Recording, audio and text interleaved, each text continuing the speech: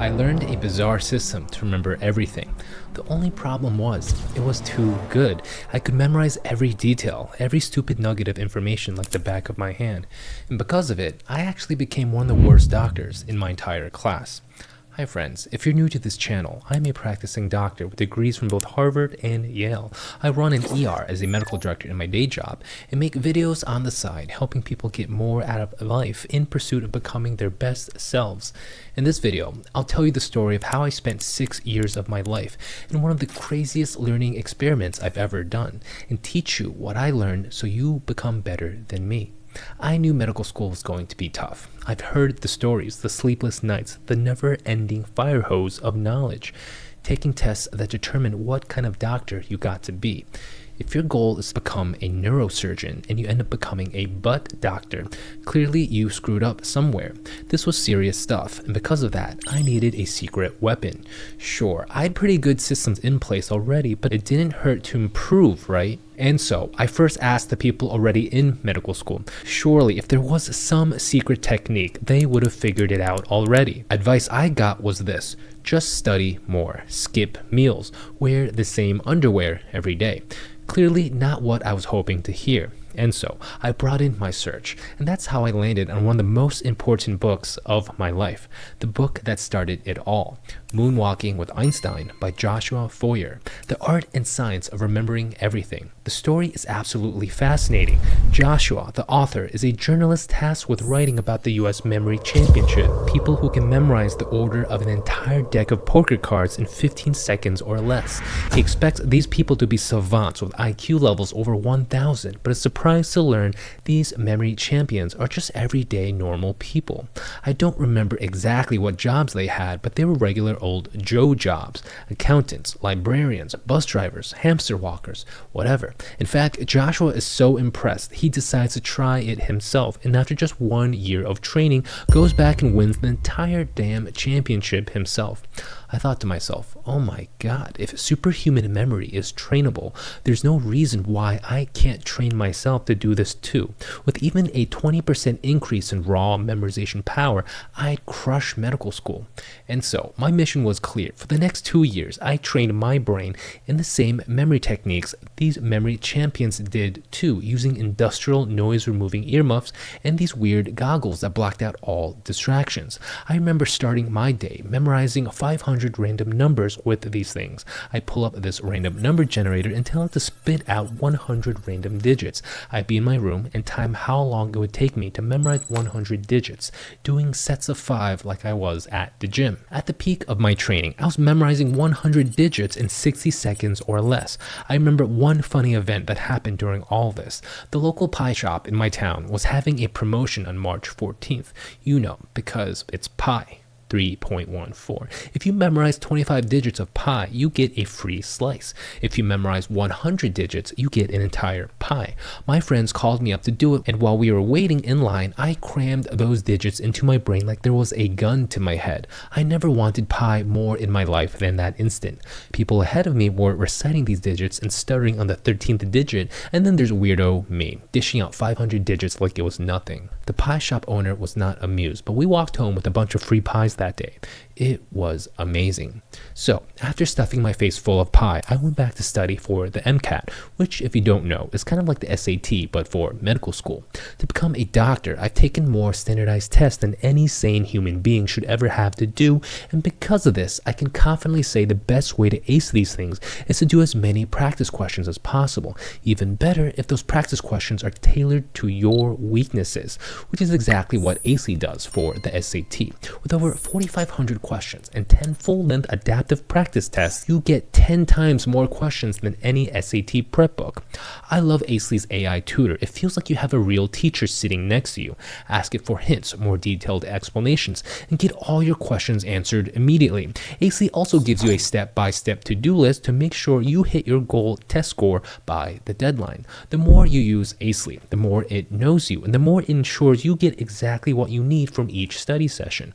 If that sounds cool, visit acely.ai and use code SFS10 to get $10 off your first month. So I've been talking about this memory system this entire time. How does it actually work? It's a variation of the memory palace, something you've likely heard of before. If you haven't, the concept is pretty simple. Our brains are maybe 100 times better at remembering visual information compared to abstract concepts. It makes sense, right? Our ancestors needed to remember how to get back to their cave after hunting in the savannah, not some differential equation in calculus. They needed to know what lion shit looks like and which berries gave them massive diarrhea. Think about your own home. Did you have to spend hours memorizing what your apartment looks like or where the toilet is? No, you go there once, see where the toilet is, and boom, that's it. It's forever in your memory now. You'll always know where the bathroom is. This is the kind of innate memory we need to capitalize on. Technique is about creatively transforming information into visual markers you then place in your home. Take a grocery list, for example. Instead of writing it down, visualize a giant forest of leafy greens now infesting your front door. You wade through those leaves, unlock the door, and trip over a giant tub of cottage cheese you can almost swim in. Down the hallway is a giant life-size creepy doll holding the mangled head of Bugs Bunny. Oh yeah, that's the visual cue for carrots. The weirder and crazier you can make it, the more memorable it becomes. You can fill your entire house with visual cues. Over time, and with enough training, you can expand the concept beyond linear lists and form visuals with relational hierarchies. Your bedroom is going to be everything you just learned in lecture number 1 regarding bleeding from your gastrointestinal tract, aka GI bleeding.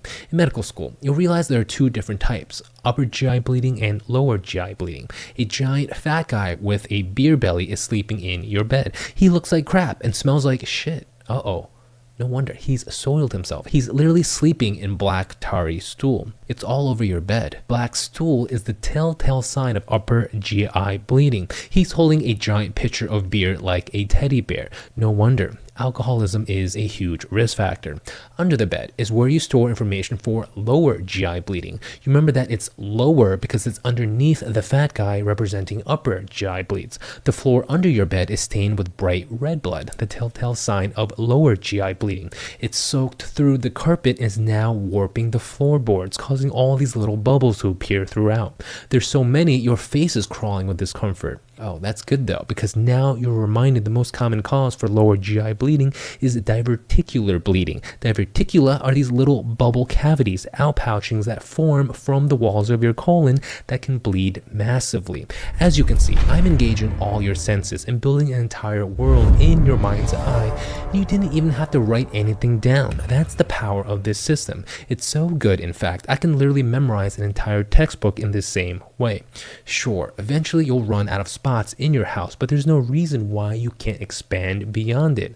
Imagine enlarging the pitcher of beer the fat guy in your bedroom was snuggling with.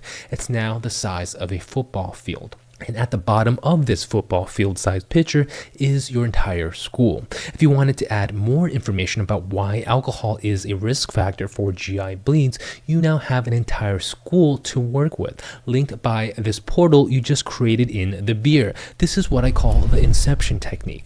By the way, if you want to learn more and get a deep dive in how I structure this learning system for all sorts of subjects, not just limited to medicine, and enroll in an entire course filled with exercises to teach you everything I've built and mastered over the past 10 years, email me and I'll put you on the wait list. So basically throughout medical school, while everyone else was studying the normal way, I was busy building entire universes in my mind. By the time medical school was done, I must have had literally an entire New York City's worth of interconnected buildings and objects. Having exhausted all the places I knew, I was perpetually on the hunt for more interesting places, memorable little nooks or crannies I could then cram more information into. It didn't even need to be a building. With the inception technique, you can literally fit an entire textbook in a tiny fake potted plant like this.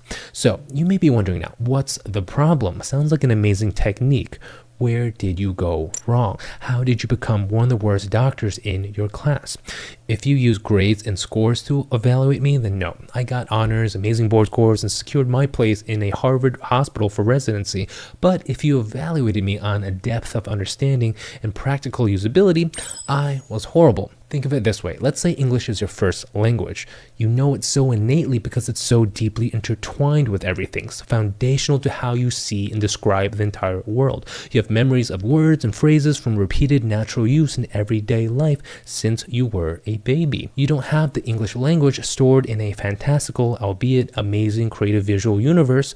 Well, you could, but building such a universe takes brain energy, and accessing the information in that visual universe also takes brain energy. Though it is incredibly efficient, at some point in time, you need to make what I call the transition. A natural English speaker inherently has an image of a pineapple when he or she hears pineapple, right? They don't have a memory palace house where there's a pine tree in one room to designate the pine part of the word and an apple in another part of the house to designate the second half of the word. Having to mash them together like this is obviously inefficient compared to those who simply innately understand what a pineapple is. When the example is easy like this, of course, that makes sense. But when the subject matter becomes complicated or overwhelming, having a blazing fast memory palace system to put it together is nice. But if your understanding of the subject matter doesn't evolve beyond that initial system, you'll eventually lose the race against those who do naturally build the complex connections of true understanding. Because that's what real learning is, right? It takes time for you to see all the nuances and context. Like all mnemonics, the visual-based memory palace system is but a crutch, a stepping stone to true understanding. Problem is, when the crutch is so insanely powerful and gets the job done so quickly, you forget it's just a crutch and forget to truly internalize the concept like that of a native speaker. As a result of all this, I was a weak junior doctor in the beginning of my training after medical school. My peers were already getting somewhat fluent in the language of medicine, while I was always one step behind. It took me an entire year to course correct and get back on track. The experience was eye-opening though, and gave me insight on what real learning looks like. Since then, my learning systems have upgraded tremendously with the Memory Palace as one tool of many, albeit one important razor-sharp one to be used with great care and in the right context. If you're interested to learn more about my learning systems, I made another video on learning anything 10 times faster right here. Check that out next. Links in the description for my Substack, newsletter, and Patreon. Email me if you want to join my growing productivity community where we all hang out, study together, and become friends. I look forward to having you part of the crew. Smell you later.